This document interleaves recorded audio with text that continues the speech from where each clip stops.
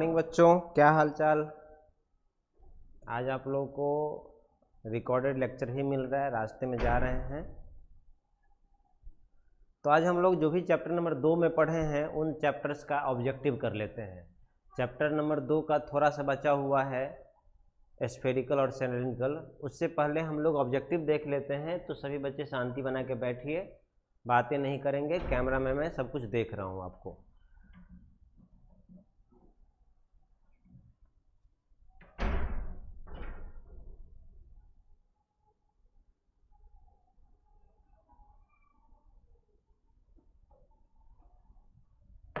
चलिए तो प्रारंभ करते हैं। हम लोग करेंगे ऑब्जेक्टिव। लिखने का भी समय दे दूंगा, लिख भी लीजिएगा। पीडीएफ भी भेज दूंगा इसको। जिसको पीडीएफ नहीं मिला है, नहीं मिल रहा है अभी तक, वो इस नंबर पे व्हाट्सएप कर दीजिएगा, पीडीएफ मिल जाएगा। चलिए चैप्टर नंबर 2 का ऑब्जेक्टिव। पहला क्वेश्चन है, एक बिंदु आवेश Q से r दूरी पर विद्युत विभव का मान होता है। कि कोई बिंदु आवेश है, मान लेते हैं कोई चार्ज Q है, इससे r दूरी पर कोई पॉइंट P है। इस पॉइंट P पर विद्युत विभव कितना होगा। तो आपको मैं सिखाया हूँ, इससे पहले भी बताया हूँ कि Q आवेश से r दूरी पर कोई पॉइंट P है तो उस पॉइंट पे विद्युत विभव का क्या फॉर्मूला होता है, KQ/R। यहीं पर अगर आवेश Q से R बिंदु पर विद्युत क्षेत्र पूछे तो हम क्या बोलेंगे, KQ/R²। तो विद्युत क्षेत्र होता है KQ/R² और विद्युत विभव होता है KQ/R। ये दो बातें आपको याद रखने हैं। विद्युत क्षेत्र KQ/R² और विद्युत क्षेत्र KQ/R², विद्युत विभव KQ/R। तो क्या हो जाएगा फॉर्मूला, KQ/R। K का मान 1/4πε0 होता है, तो इसी को हम लिख सकते हैं 1/4πε0 इंटू Q/R। तो ऑप्शन नंबर बी करेक्ट हो जाएगा। नेक्स्ट क्वेश्चन, विद्युत विभव का विमेय सूत्र याद रखने हैं। लेकिन अगर याद ना हो तो आप जानते हैं एकांक धनावेश को अनंत से किसी बिंदु तक लाने में जो कार्य करना पड़ता है उसको बोलते हैं विद्युत विभव। अब कार्य का क्या होता है, mL² T⁻⁻2 और आवेश का क्या होता है, A × T। इसको सॉल्व करेंगे तो क्या आ जाएगा, mL² T⁻⁻2 और नीचे में एक है तो -3 A⁻⁻1। ये होता है विमेय सूत्र किसका, विद्युत विभव का, mL² T⁻⁻3 A⁻⁻1, option number 1। अच्छा, लिखने का भी समय देना है ना, लिख लो। हर क्वेश्चन के बाद 1 मिनट का समय दे देंगे। ये क्वेश्चन है और इसका ऑप्शन है, हिंदी में ही क्वेश्चन लिखिए।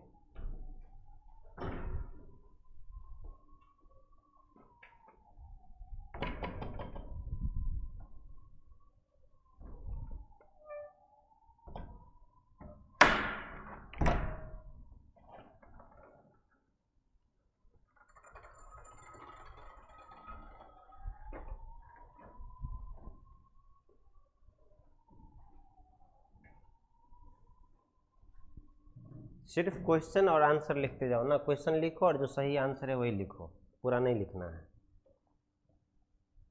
एक बिंदु आवेश Q से r दूरी पर विद्युत विभव का मान होता है, क्वेश्चन, इसके नीचे आंसर करके लिख लीजिए। पीछे बातें नहीं करेंगे, पीछे बातें कर रहे हैं बहुत ज़्यादा।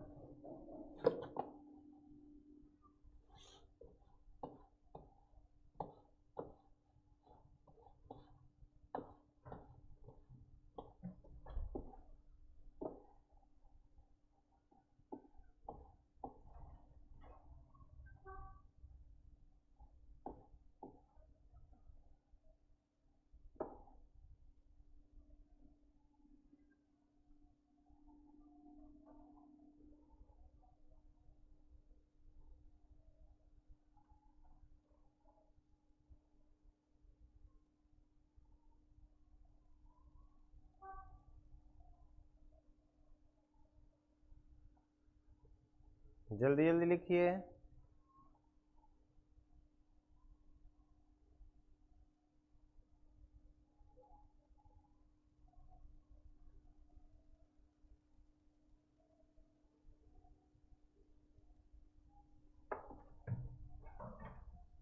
चलिए नेक्स्ट क्वेश्चन, इसको भी लिख लीजिए।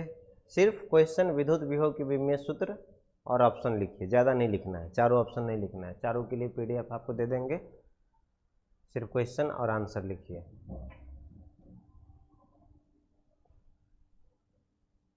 अगर फास्ट लगे तो आप रोक भी सकते हैं वीडियो को, कृष्णा जी को बोल के।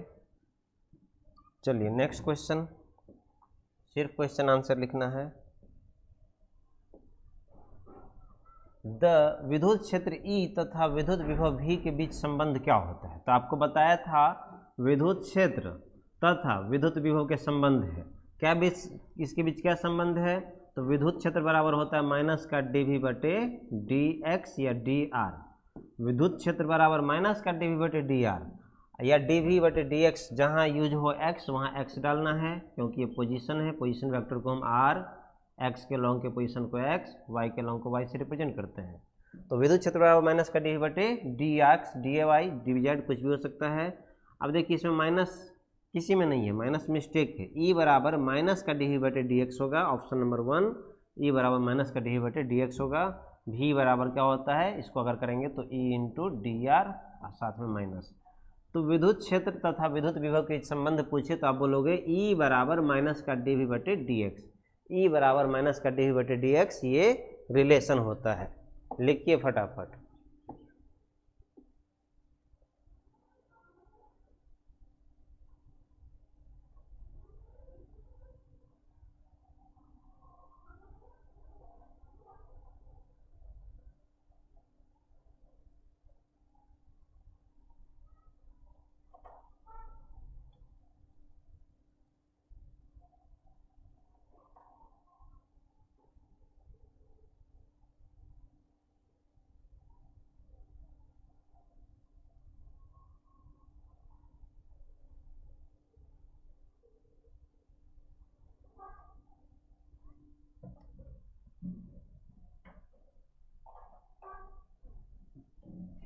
चलिए नेक्स्ट क्वेश्चन, इलेक्ट्रॉन वोल्ट किसका मात्रक है? इलेक्ट्रॉन वोल्ट किसका मात्रक है?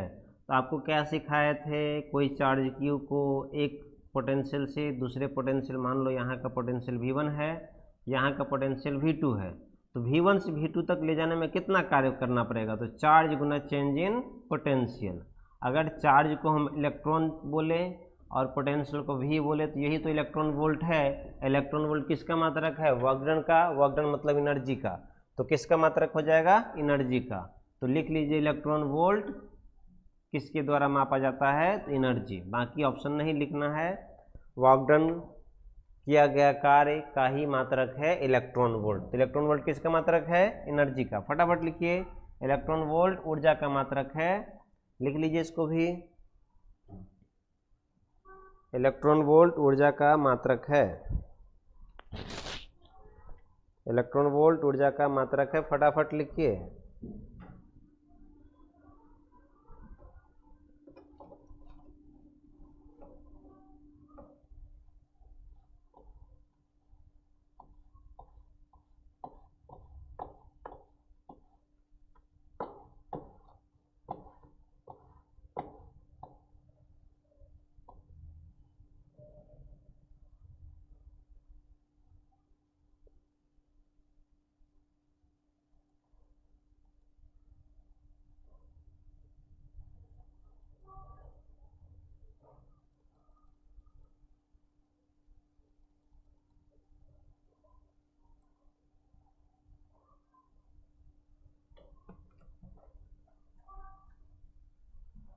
नेक्स्ट क्वेश्चन, विद्युतीय आघूर्ण P विद्युतीय आघूर्ण वाला द्विध्रुव विद्युत क्षेत्र में विद्युत क्षेत्र E में स्थापित किया जाए तब इसकी स्थितिज ऊर्जा होगी। मतलब कोई द्विध्रुव है, द्विध्रुव में प्लस और माइनस दो आवेश होते हैं, जिसकी द्विध्रुव आघूर्ण क्या है? P है। इस द्विध्रुव आघूर्ण को कहाँ रख दिए? विद्युत क्षेत्र में, जिस विद्युत क्षेत्र का मान कितना है? E। तो स्थिति ऊर्जा क्या होगा? सिंपल स्थिति ऊर्जा का फॉर्मूला पूछ रहा है, तो मैं आपको द्विध्रुव में बहुत सारे फॉर्मूले बताए हैं। पहला स्थिति ऊर्जा क्या होता है? माइनस का P डॉट E। माइनस का P डॉट E क्या होता है? विद्युत स्थिति ऊर्जा का फॉर्मूला है। बल युग्म आघूर्ण का मैं बताया था, बल युग्म आघूर्ण मतलब टॉर्क बराबर P क्रॉस E। बल युग्म आघूर्ण का क्या फॉर्मूला, P क्रॉस E। फिर द्विध्रुव के कारण विद्युत क्षेत्र का अलग फॉर्मूला बताया था, विद्युत विभव का अलग बताया था। तो यहाँ पर स्थिति ऊर्जा दिख रहा है, तो स्थिति ऊर्जा का फॉर्मूला क्या हो जाएगा, माइनस का P डॉट E। अगर यहाँ पर बल युग्म आघूर्ण होता तो P क्रॉस E होता। तो यहाँ पर लिख लीजिए option number B.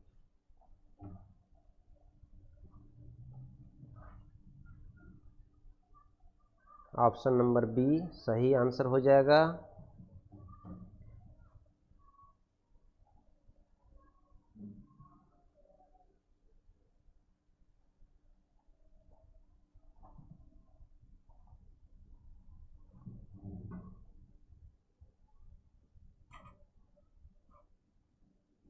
Question number next, यहाँ पर पूछ रहा है स्थितिज ऊर्जा क्या होगा। ई से लंबवत विद्युत क्षेत्र ई से लंबवत अगर कोई द्विध्रुव आघूर्ण है, द्विध्रुव आघूर्ण है और मान लेते हैं ये विद्युत क्षेत्र है, तो द्विध्रुव आघूर्ण का दिशा ऋण आवेश से धन आवेश की तरफ होता है। तो आरंभ में ये कोण 90 डिग्री बना रहा है। तो ई से लंबवत विद्युत द्विध्रुव का आघूर्ण P है, ई से लंबवत द्विध्रुव आघूर्ण P है। इस स्थिति में द्विध्रुव की स्थिति ऊर्जा शून्य मानकर, मतलब इस कंडीशन का स्थिति ऊर्जा कितना मानना है, शून्य। जब द्विध्रुव आघूर्ण P और E एक दूसरे से लंबवत है उस समय स्थिति ऊर्जा कितना मानना है, शून्य, रेफरेंस पॉइंट। अब E के साथ थीटा कोण की स्थिति में द्विध्रुव की स्थिति ऊर्जा क्या होगी। तो घुमा फिरा के सिंपली पूछ रहा है स्थिति ऊर्जा कितना होगा। तो स्थिर ऊर्जा का क्या फॉर्मूला होता है, माइनस का P डॉट E। वही क्वेश्चन है, इसको लिखने की जरूरत नहीं है, पिछला लिखे ही हुए थे। नेक्स्ट, यदि दो आवेशों के बीच की दूरी बढ़ा दिया जाए तो उन आवेशों के मध्य विद्युत स्थितिज ऊर्जा का मान होगा। अब देखो यहाँ पर कुछ कन्फ्यूजन कुछ बच्चों को था। मान लेते हैं ये प्लस है, ये प्लस है, दो Q1 है और ये Q2 है, दोनों प्लस है, दोनों के बीच की दूरी कितना है, मान लेते हैं R है। तो यहाँ पर स्थिति ऊर्जा क्या होगा, K Q1 Q2 बटे R। अब ये प्लस है और एक माइनस है, सेम केस, लेकिन यहाँ पर आवेश क्या हो गए, अलग अलग हो गए। आवेश एक में प्लस हो गया और दूसरा में माइनस हो गया, दूरी वही है, R ही है। अब ऊर्जा क्या होगा, माइनस का K Q1 Q2 बटे R। आवेश एक जो हो गया ऋण आवेश, तो ऋण आवेश के कारण यहाँ पर U क्या हो जाएगा, माइनस हो जाएगा। अब देखो, अब अगर इस केस में जब दोनों आवेश प्लस हैं, जब दोनों आवेश प्लस है, इनके बीच अगर दूरी को बढ़ाते हैं तो दूरी बढ़ेगा, दूरी बढ़ेगा तो विद्युत स्थिति ऊर्जा क्या होगा, कम होगा। जब दोनों धन आवेश हैं उनके बीच की दूरी बढ़ा रहे हैं तो ऊर्जा का मान क्या हो रहा है, कम हो रहा है। लेकिन ऋण आवेश है, जब एक ऋण आवेश है दूसरा धन आवेश, दोनों में एक ऋण आवेश दूसरा धन आवेश, इस केस में अगर दूरी बढ़ाते हैं तो दूरी बढ़ाते हैं और दूरी बढ़ाते हैं तो पूरा का मान कम होगा, लेकिन ऋण लगा हुआ है तो पूरा का मान क्या होगा, बढ़ेगा। और जब पूरा का मान बढ़ेगा तो इसका मान क्या होगा, बढ़ जाएगा। ऋण लगा है इसका मतलब -2 कमा -3 में कौन बड़ा, तो -2 बड़ा है, -3 छोटा है। तो नीचे वाला बढ़ेगा तो इसका मान क्या होगा, नीचे वाला बढ़ने से पूरा का मान घटेगा। अब मान घटने का मतलब 3 2 1, ये नीचे माइनस भी लगा भाई, ये देखो ना, -2 -3 -4। अगर इस केस में दूरी बढ़ा रहे हैं, दूरी बढ़ाने से पूरा का मान घट रहा था, पूरा का मान घट रहा था मतलब 4 से 3 से 2 हो रहा था, तो ऊर्जा का मान घट रहा था। यहाँ पर क्या है, निगेटिव लगा है, यहाँ पर भी मान घटेगा। देखो -2 के बदले -2 -3 -4, यहाँ पर भी क्या होगा, 4 से 3 होगा, 3 से 2 होगा माइनस के साथ। तो ये मान तो बढ़ रहा है, नंबर कम हो रहा है, लेकिन ऋण आवेश में निगेटिव लगा है। ऋण आवेश में अगर निगेटिव चीज़ घट रहा है इसका मतलब उसका अल्टीमेटली वैल्यू क्या हो रहा है, बढ़ रहा है। तो इसका मतलब अगर दो आवेशों के बीच दूरी बढ़ा दें तो स्थिति ऊर्जा बढ़ भी सकता है, घट भी सकता है, कांस्टेंट का कोई चांस नहीं है, और इसलिए लिखा हुआ है बढ़ भी सकता है और घट भी सकता है। तो ऑप्शन नंबर क्या हो जाएगा, डी हो जाएगा। तो दो आवेशों के बीच की दूरी बढ़ा दिया जाए तो उन आवेशों के विद्युत स्थिर ऊर्जा क्या होता है, बढ़ भी सकता है और घट भी सकता है। ये क्वेश्चन आपको नोटबुक में लिखाए हुए हैं, क्वेश्चन आपके नोटबुक में लिखा हुआ है, लिखना है तो लिख लीजिए, लिखना है तो लिख लीजिए, फटाफट लिखिए, लेकिन समय का अभाव है।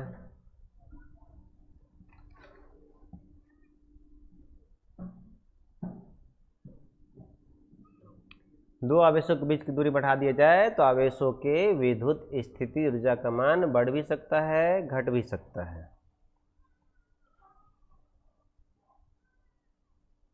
चलिए नेक्स्ट क्वेश्चन।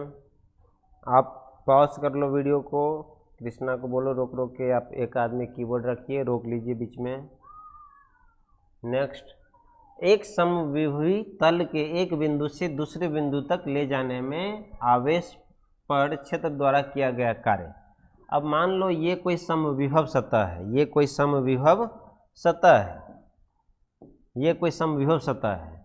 समविभव सतह के एक बिंदु से किसी आवेश को दूसरे बिंदु तक ले जाने में कितना कार्य करना पड़ेगा? तो क्या सिखाया था कि समविभव सतह के एक बिंदु से दूसरे बिंदु तक आवेश को ले जाने में कोई कार्य नहीं करना पड़ता है, क्योंकि कार्य बराबर होता है आवेश गुना विभवांतर। विभवांतर मतलब फाइनल विभव माइनस इनिशियल। अब यहाँ पर V2 माइनस V1, अब यहाँ पर जो विभव है, यहाँ पर 10 वोल्ट है, यहाँ पर 10 वोल्ट है, तो आप जानते हो यहाँ भी 10 वोल्ट होगा, क्योंकि समविभव सतह में समविभव सतह के हर एक बिंदु पे विभव का मान समान होता है। यहाँ 10 तो यहाँ 10, दोनों जगह 10, यहाँ भी 10, यहाँ भी 10, हर जगह 10 10, तो 10 में से 10 घटाएंगे, V2 10 है, V1 10, 10 माइनस 10 बराबर 0, 0 में Q से गुना करेंगे तो क्या हो जाएगा? W 0 हो जाएगा। तो समविभव सतह के एक बिंदु से दूसरे बिंदु तक अगर कोई आवेश को ले जाएंगे तो 0 कार्य करना पड़ता है, ये बातें याद रखिएगा।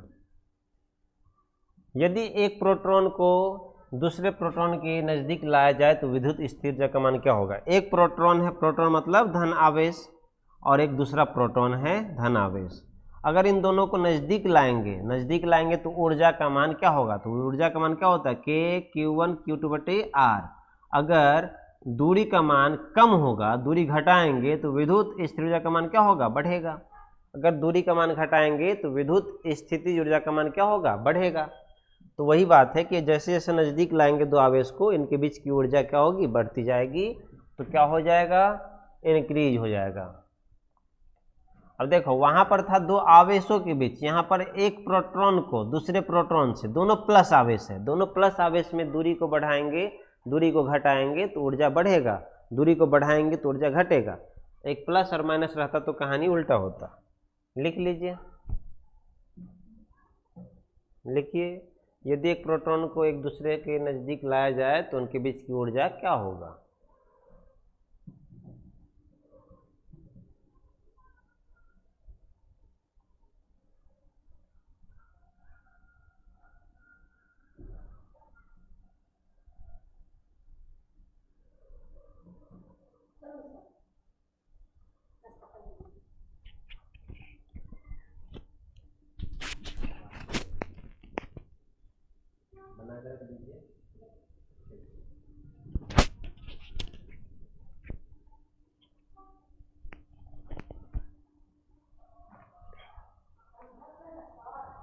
ठीक है, ठीक ठीक। चलिए नेक्स्ट क्वेश्चन। यदि एक इलेक्ट्रॉन का द्रव्यमान m तथा उस पर आवेश E है, एक इलेक्ट्रॉन है जिसका द्रव्यमान कितना है? m, द्रव्यमान m, आवेश कितना है? आवेश है E, ठीक है। यदि वह विरामावस्था से भी विभव तक विभवांतर होकर गुजरे, शुरू में ये आवेश किस में था? इनिशियली ये आवेश किस में था? यहाँ पर विभव कितना था? 0। अब इसको हम उठा के कहाँ तक पहुँचा दिए? यहाँ पर विभव कितना है? विभव कितना है? V। तो यहाँ से यहाँ तक पहुँचने में कितना ऊर्जा इसके पास आ जाएगा? तो आप जानते हैं कार्य बराबर क्या होता है? आवेश गुना विभवांतर। आवेश गुना विभवांतर। आवेश कितना है? E, विभवांतर कितना? तो देखिए शुरू में कितना था? शुरू में था 0 वोल्टेज पे, सिंपल लिखा हुआ है, यहाँ विभवांतर दिया हुआ, कितना है विभवांतर? V। तो कितना कार्य हुआ इलेक्ट्रॉन पे? W। W बराबर E इंटू V। इलेक्ट्रॉन पे कितना कार्य हुआ? तो E इंटू V। और जो भी कार्य करते हैं वो इलेक्ट्रॉन की ऊर्जा में संरक्षित हो जाता है, इलेक्ट्रॉन की ऊर्जा में आ जाता है। तो कितना ऊर्जा आ गया इलेक्ट्रॉन में, तो एनर्जी कितना आ गया, ऊर्जा आ गया E/V। ये सारी एनर्जी अगर इलेक्ट्रॉन को मिला है, अब अगर इलेक्ट्रॉन को फ्री छोड़ दें तो एनर्जी किस में कन्वर्ट हो जाएगा, ये ऊर्जा उसके गति ऊर्जा में कन्वर्ट हो जाएगा। ये सारे ऊर्जा किस में आ जाएंगे, ये सारा का सारा ऊर्जा इसके गतिज ऊर्जा में कन्वर्ट हो जाएगा। गति ऊर्जा मतलब 12mv², इसमें आ जाएगा। कितना ऊर्जा आ जाएगा, E/V। यहाँ से क्या पूछ रहा है, गति ऊर्जा का मान सिंपल पूछ रहा है, तो गति ऊर्जा कितना हो जाएगा, E/V। अब E/V कहाँ है, E/V जूल, इतना ऊर्जा आ जाएगा। सिंपली पूछ रहा है कि एक इलेक्ट्रॉन को अगर एक इलेक्ट्रॉन को अगर v विभवांतर से गुजारेंगे तो उसमें कितना गतिज ऊर्जा आ जाएगा, तो जितना इलेक्ट्रॉन को ऊर्जा मिलेगा वो कितना हो जाएगा, E/V, क्योंकि कार्य बराबर आवेश गुना विभवांतर। आवेश है E, विभवांतर कितना है v, तो इतना गतिज ऊर्जा आ जाएगा। तो कितना, ऑप्शन नंबर सी हो जाएगा। लिखेंगे क्या इसको, वीडियो को पॉज करके लिख लो, समय थोड़ा कम है इसलिए हम रुक रहे हैं कम। वीडियो को रोकिए और लिखिए,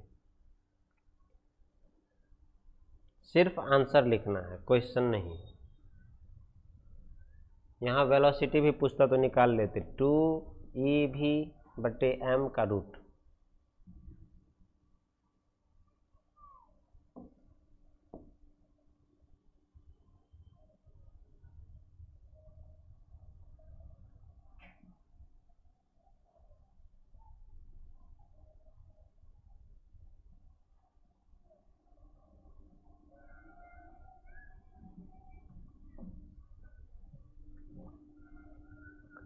तो ऑप्शन नंबर सी था इसका।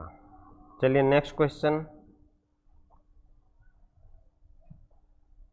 क्यू प्रत्येक r त्रिज्या तथा q आवेश से आवेशित 8 बूंदों को मिलाकर एक बड़ा बूंद बनाया जाता है, तो बड़े बूंद का विभव और छोटे विभव का बूंद का विभव का अनुपात है। अब 1 है, 2 है, 3 है, 4 है, इस तरीके से कितने बूंदे हैं, 8 बूंद हैं, 4 4 8। प्रत्येक का आवेश कितना है, q, ठीक है। त्रिज्या कितना है, r। अगर इसको हम मिला के एक बड़ा बूंद बना देंगे जिसका त्रिज्या पहले निकालना पड़ेगा और इस पे आवेश कितना आ जाएगा, आवेश आ जाएगा, अब जितने आवेश एक के हैं तो 8 बूंदों मिला के कितना आवेश, एक का आवेश q, तो 8 बूंदे का आवेश कितना, 8 × q। हमको इसका विभव कितना मिलेगा, तो इसका विभव क्या होगा, एक बूंद का विभव बराबर KQ/R, यही होगा विभव एक बूंद का, एक बूंद का ये विभव हो जाएगा KQ/R। ठीक है, तो आयतन का कंसेप्ट आपको लगाना पड़ेगा। पिछले क्लास में आपको सिखाए थे कि जब बहुत सारे बिंदुओं को मिलाकर एक बूंद बनाते हैं तो उसका आयतन कांस्टेंट रहता है। तो 8 बूंद का आयतन कितना हो जाएगा, एक बूंद का आयतन हो जाएगा 4/3 πr3। तो 8 बूंद का 4/3 πr3 गुना 8 हो जाएगा।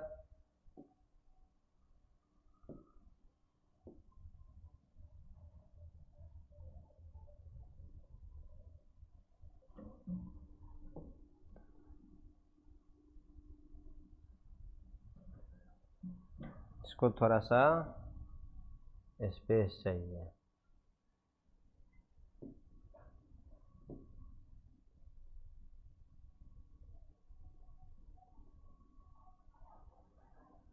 Four by three Guna 4/3 πr3, चलो एक पेज ही ले लेते हैं।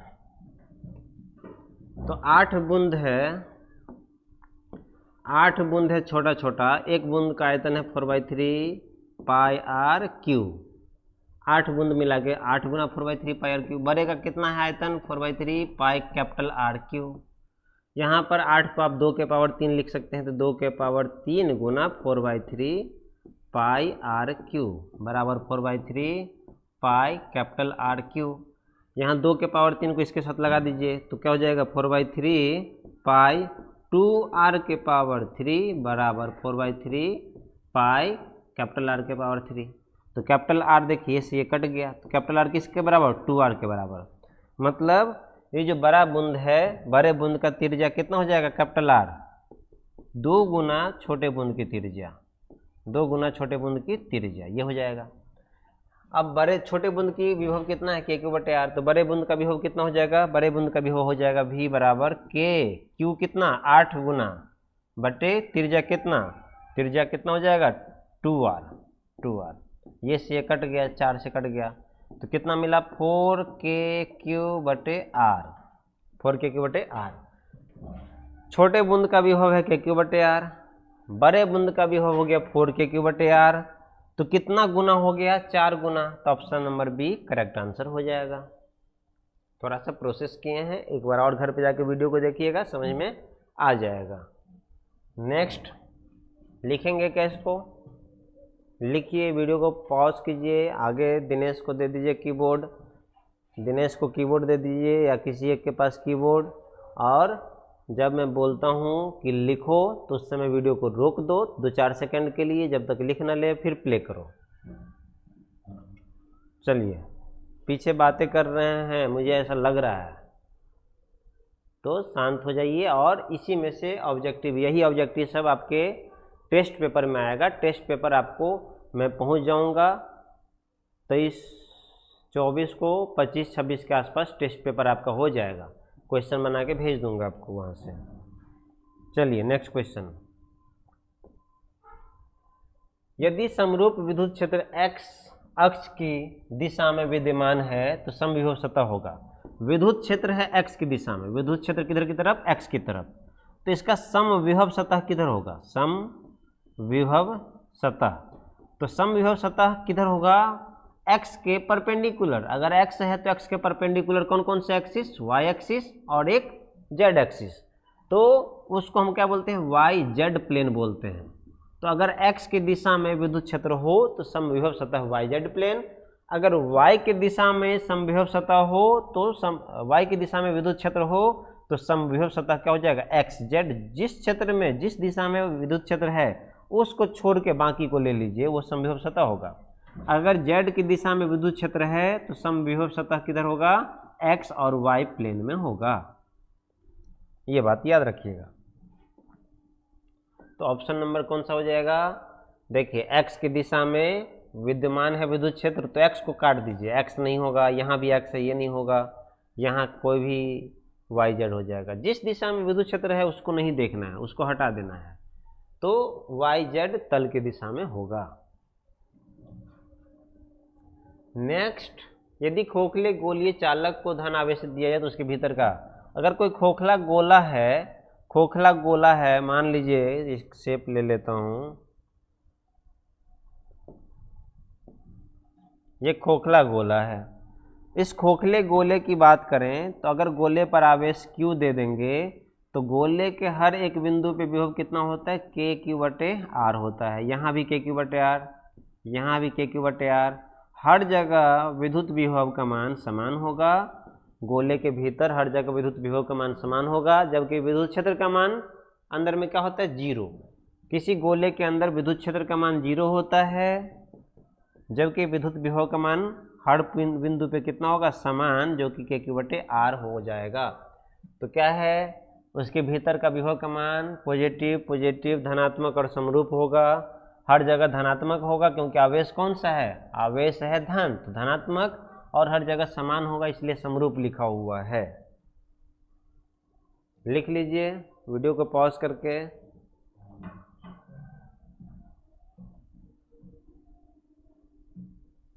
वीडियो को रोकिए और लिखिए, यहाँ से टेस्ट पेपर आएगा आपका।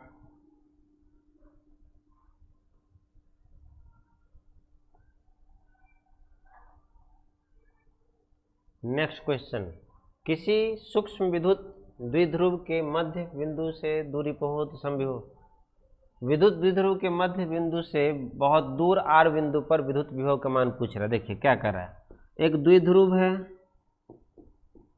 और इससे, इसके केंद्र से R दूरी पर विद्युत विभव का मान क्या होता है, तो क्या सिखाए थे, KP cos थीटा बटे R स्क्वायर।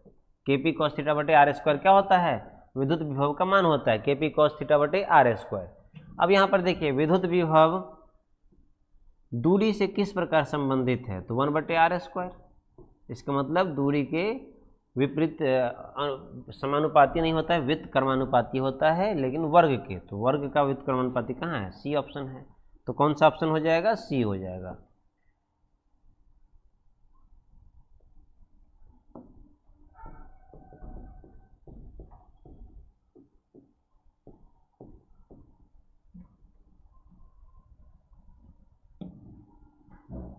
लिख लीजिए, पॉज कीजिए और लिखिए। नेक्स्ट करते हैं।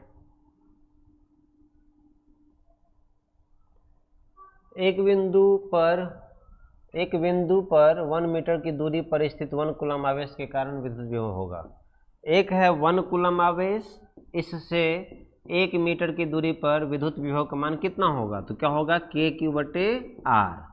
अब K कितना है? 9 गुना 10 के पावर 9। Q का मान कितना है? 1 कूलम बटे दूरी कितना है? 1 मीटर। तो क्या हो जाएगा? देखिए 9 गुना 10 के पावर 9, तो कहाँ है? 9 गुना 10 के पावर 9, और यूनिट क्या होता है? वोल्ट पर मीटर। वोल्ट पर मीटर ये भी होता है, और भी एक बताए थे वर्क डन बटे क्यू होता है, तो वर्क डन का जूल पर कूलम होता है। तो अब वोल्ट पर मीटर हो गया। लिख लीजिए, रोकिए वीडियो को और लिखिए, फटाफट लिखिए।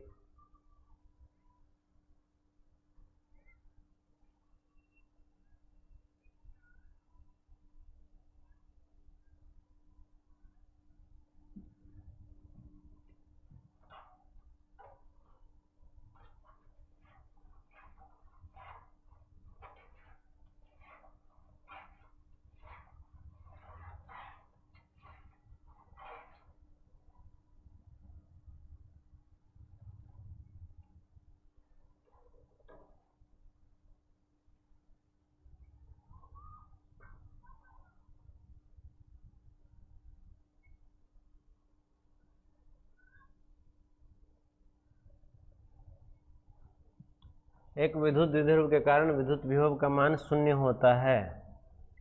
द्विध्रुव के कारण विद्युत विभव का मान शून्य होता है। कहाँ पर? तो आप जानते हैं ये है द्विध्रुव। द्विध्रुव के इक्वेटोरियल पॉइंट पे, जिसको हम निरक्षीय बिंदु कहते हैं, इस पर विद्युत विभव का मान क्या होता है? शून्य होता है। किसी द्विध्रुव के निरक्षीय बिंदु पर, द्विध्रुव के निरक्षीय बिंदु पर विद्युत विभव का मान क्या होता है? शून्य होता है। फटाफट लिख लीजिए।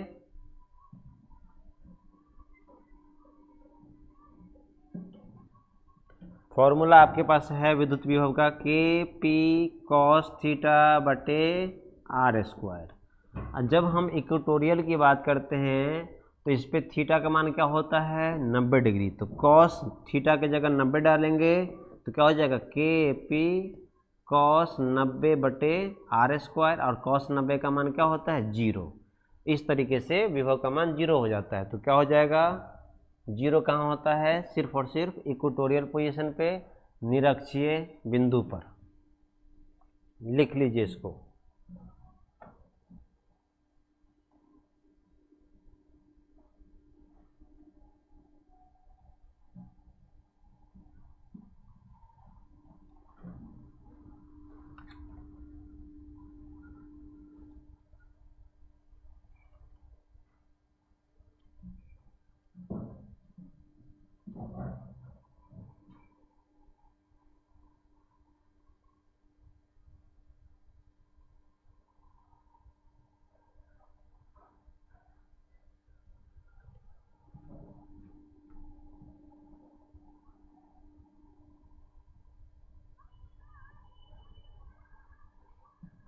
एक द्विध्रुव के कक्षा अक्षीय और निरक्षीय बिंदु पर विभव का अनुपात। एक द्विध्रुव के अक्षीय और निरक्षीय बिंदु पर विद्युत विभव, निरक्षीय पे विद्युत विभव का मान क्या होता है? 0। अक्षीय पे क्या होता है? KP/R²। अक्ष पे KP/R², निरक्ष पे 0। अब कुछ पूछ रहा है अक्ष और निरक्ष का अनुपात। अक्ष पे KP/R², निरक्ष पे 0, समथिंग बटे 0 क्या होता है? इन्फिनिटी। तो क्या हो जाएगा आंसर? इन्फिनिटी हो जाएगा। तो अक्ष पे कितना? द्विध्रुव के अक्ष पे KP/R², निरक्ष पे कितना? 0, इन दोनों का अनुपात कितना, इन्फिनिटी। लिख लीजिए इसको भी, इसको लिखिए फटाफट।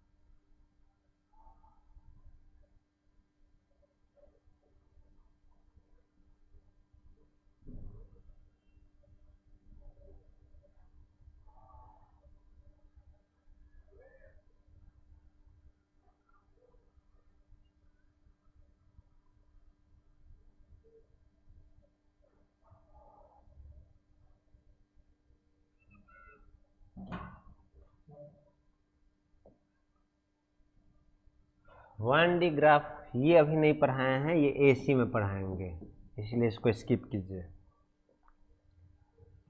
किसी चालक की विद्युत धारिता का व्यंजक, धारिता का व्यंजक क्या होता है, तो आपको बताया हूँ Q बराबर C इंटू V। किसी चालक में जो आवेश आ सकता है वो आवेश बराबर धारिता गुना विभव। अब धारिता बराबर क्या हो जाएगा, धारिता बराबर Q बटे V। तो धारिता का क्या फॉर्मूला, Q बटे V। धारिता का क्या फॉर्मूला, Q बटे V। धारिता बराबर Q बटे V, धारिता का फॉर्मूला Q बटे V। ये बातें सिंपल पूछ रहा है तो क्या हो जाएगा, C बराबर Q बटे V हो जाएगा।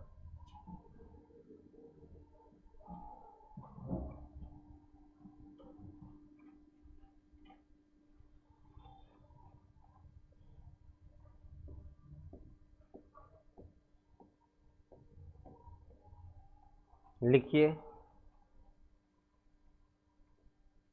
नेक्स्ट, किसी संधारित्र की धारिता का मात्रक, धारिता का मात्रक क्या होता है, फैराड होता है। वोल्ट क्या है, विभव का मात्रक है, विभव का मात्रक वोल्ट। न्यूटन क्या है, बल का मात्रक है। एम्पियर किसका मात्रक है, विद्युत धारा का मात्रक है, विद्युत धारा का मात्रक एम्पियर। फैराडे किसका भी मात्रक है, धारिता का मात्रक है फैराडे। याद रखिएगा, बहुत इंपॉर्टेंट है ये सब। पॉज कीजिए और लिखिए वीडियो को, क्वेश्चन को। और भी मात्रक तब तक मैं बता देता हूँ। विद्युत क्षेत्र का हो गया, चुंबकीय क्षेत्र का, चुंबकीय क्षेत्र का मात्रक टेस्ला होता है। चुंबकीय फ्लक्स का, चुंबकीय फ्लक्स का मात्रक वेबर होता है, वेबर। चलिए अगला क्वेश्चन, पॉज कीजिए, लिखिए। विद्युत धारिता का विमेय सूत्र, विद्युत धारिता का क्या फॉर्मूला, Q बराबर C इंटू V। तो C बराबर Q बटे V। अब Q का क्या होता है, AT। V का क्या सीखे हैं, ml स्क्वायर T के पावर -3 A के पावर -1। अब सॉल्व करेंगे तो क्या हो जाएगा, m के पावर -1, L का -2, T के पावर स्क्वायर A के पावर 1। ये हो जाएगा सॉल्व करने पर। ए ऊपर में भी है तो ए के पावर 2 हो जाएगा। यहाँ भी एक है, यहाँ भी एक है। टी ऊपर में एक था, नीचे वाला जाएगा ऊपर में 4 हो जाएगा, टी के पावर 4। सॉल्व कीजिए, यहाँ पावर में 1, पावर में -3 गया, ऊपर में +4 हो गया। तो ऑप्शन नंबर m के पावर -1, L का स्क्वायर, टी के पावर 4, ए के पावर 2, ऑप्शन नंबर फर्स्ट।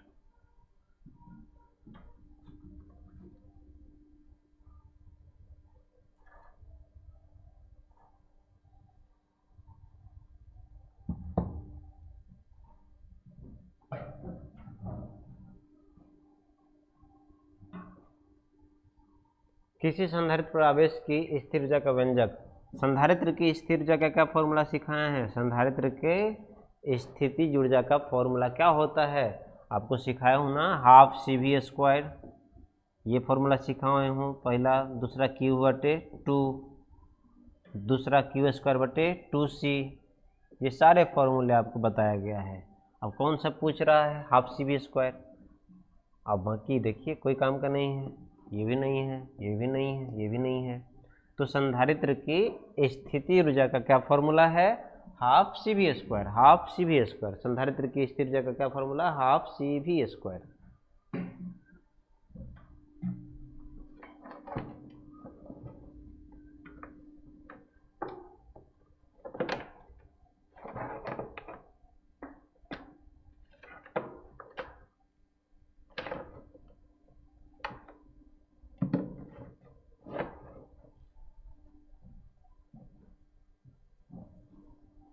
अगला क्वेश्चन, वायु को छोड़ किसी वस्तु का पराविद्युत स्थिति स्थिरांक k, जिसको एप्सिलॉन आर भी कहते हैं, इसका मान, तो इस k का मान हवा के लिए 1 होता है, एप्सिलॉन आर का मान हवा के लिए 1 होता है, और बाकी किसी भी माध्यम का पराविद्युत स्थिरांक का मान 1 से ज़्यादा होता है। तो पूछ रहा है कितने से अधिक होता है, तो हम क्या बोलेंगे, 1 से ज़्यादा होता है, लिख लीजिए।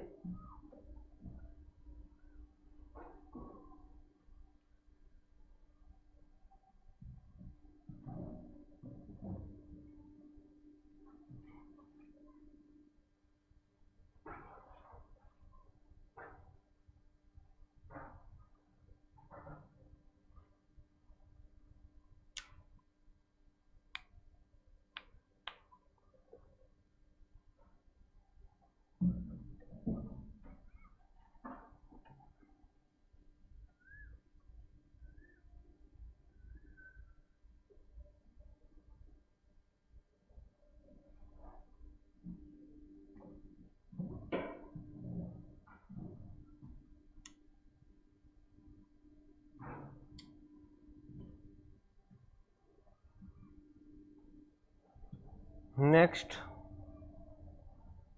जब समांतर पट्टिका संधारित्र की पट्टिकाओं के बीच दूरी बढ़ती है तब इसकी धारिता, समांतर पट्टिका संधारित्र की धारिता का फॉर्मूला क्या होता है, एप्सिलॉन नॉट ए बटे डी। अब जब दोनों प्लेट के बीच की दूरी को बढ़ा देंगे तो नीचे वाला मान क्या हो जाएगा, बढ़ जाएगा, तो पूरा का मान क्या हो जाएगा, कम हो जाएगा, और धारिता का मान क्या होगा, कम हो जाएगा। तो अगर प्लेट की दूरी को बढ़ाते हैं तो धारिता का मान कम हो जाता है, प्लेट के क्षेत्रफल को बढ़ाते हैं तो धारिता का मान बढ़ जाता है, प्लेट के बीच डाइलेक्ट्रिक रखते हैं, पराविद्युत पदार्थ रखते हैं, तो भी धारिता का मान बढ़ जाता है। तो कौन सा ऑप्शन हो जाएगा, ऑप्शन नंबर, दूरी बढ़ाते हैं धारिता का मान कम हो जाता है, ऑप्शन नंबर बी।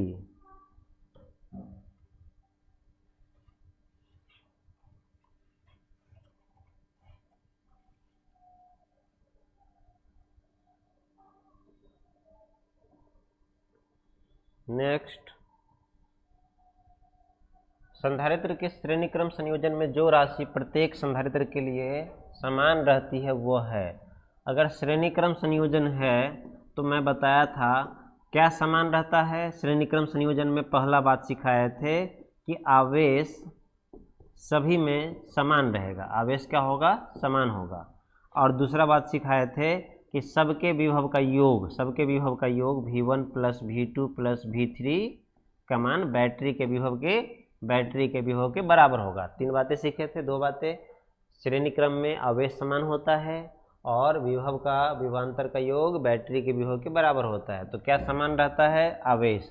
श्रेणी क्रम संयोजन में, संधारित्र के श्रेणी क्रम संयोजन में प्रत्येक का आवेश क्या होता है, समान होता है, और जो कि बैटरी द्वारा प्रवाहित आवेश के बराबर होता है, लिख लीजिए।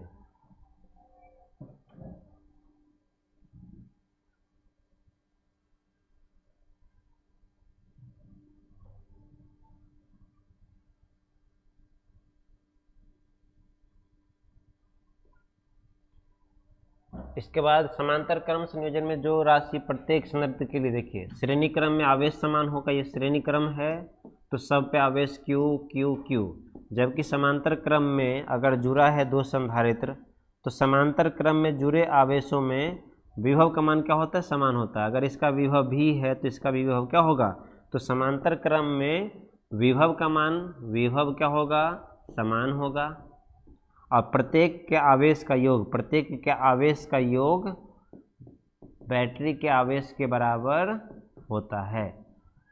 समांतर क्रम में विभव का मान समान होगा, श्रेणी क्रम में आवेश का मान समान होगा, और समांतर क्रम में प्रत्येक आवेशों का योग बैटरी द्वारा प्रवाहित आवेश के बराबर होता है। तो क्या समान रहेगा, पोटेंशियल डिफरेंस।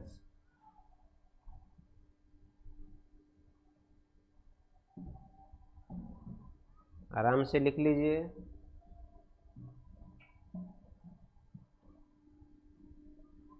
नेक्स्ट, पॉज करो वीडियो को, फिर लिखना। एक आदमी कीबोर्ड रखिए।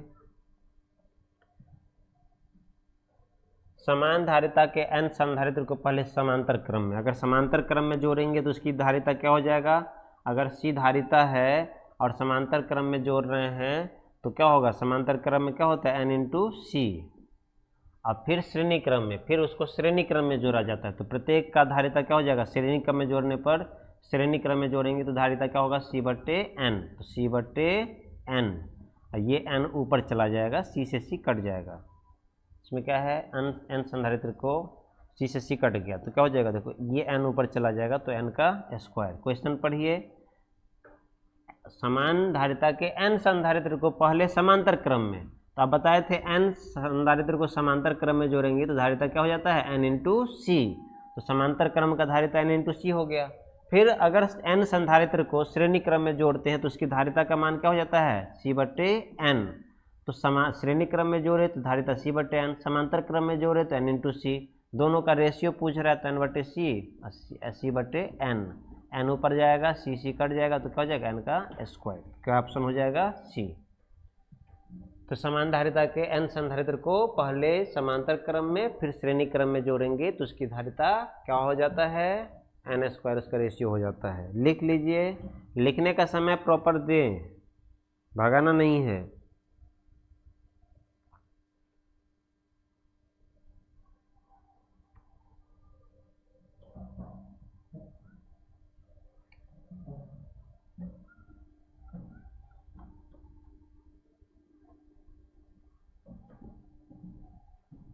नेक्स्ट, 3 संधारित्र जिनमें प्रत्येक की धारिता C है, समांतर क्रम में जुड़े हैं, उसकी समतुल्य धारिता।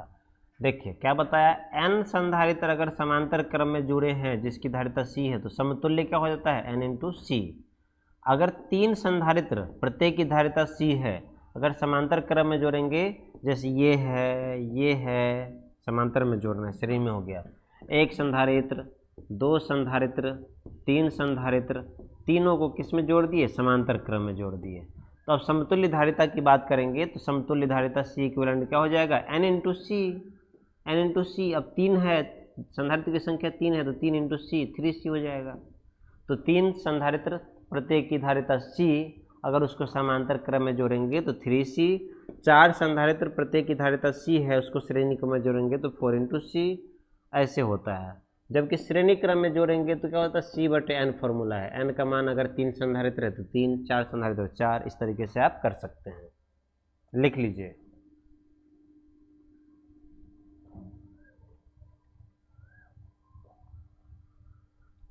दो संधारित्र जिसकी धारिता C1 और C2 है, समांतर क्रम में जुड़े हैं तो उसकी समतुल्य धारिता, समांतर क्रम में जुड़े हैं दो, उसकी समतुल्य धारिता क्या होता है? समांतर में C इक्विवेलेंट बराबर C1 प्लस C2।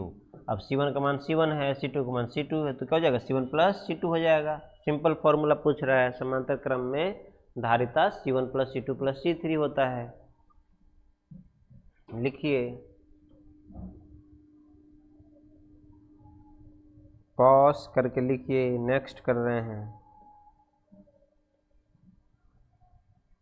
अगर बहुत सारा संधारित्र है, 1, 2, 3, अगर सबको मिला के हमको धारिता को बढ़ाना है तो किस क्रम में जोड़ना चाहिए? तो आप जानते हैं समांतर क्रम में जोड़ते हैं तो समांतर क्रम में इक्विवेलेंट क्या होता है? C1 plus C2 plus C3। समांतर क्रम में जोड़ने से धारिता का मान बढ़ता है, जबकि श्रेणी क्रम में 1/C इक्विवेलेंट बराबर 1/C1 प्लस 1/C2। श्रेणी क्रम में जोड़ने से धारिता का मान क्या होता है? कम होता है। तो अगर हमको अधिक धारिता चाहिए, अधिक इक्विवेलेंट समतुल्यता चाहिए तो किस क्रम में जोड़ना चाहिए? समांतर क्रम में। तो किस क्रम में जोड़ना पड़ेगा? पैरेलल, समांतर क्रम में जोड़ने से धारिता का मान बढ़ता है।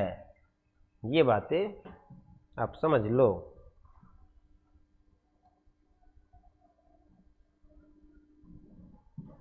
राइट। नेक्स्ट, एक समांतर प्लेट संधारित्र की प्लेटों के बीच की माइका की पतली परत अगर समांतर प्लेट संधारित्र है, इसके बीच में एक हम माइका लगा दिए, माइका मतलब कुचालक पदार्थ डाल दिए, तो इसकी धारिता का मान क्या होगा, बढ़ेगा।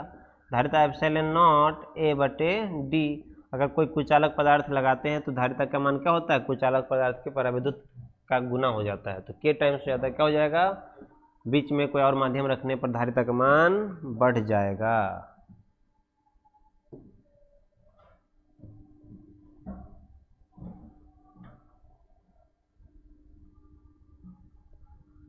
चलिए आज के लिए इतना ही रखते हैं, बाकी भी कुछ क्वेश्चन है।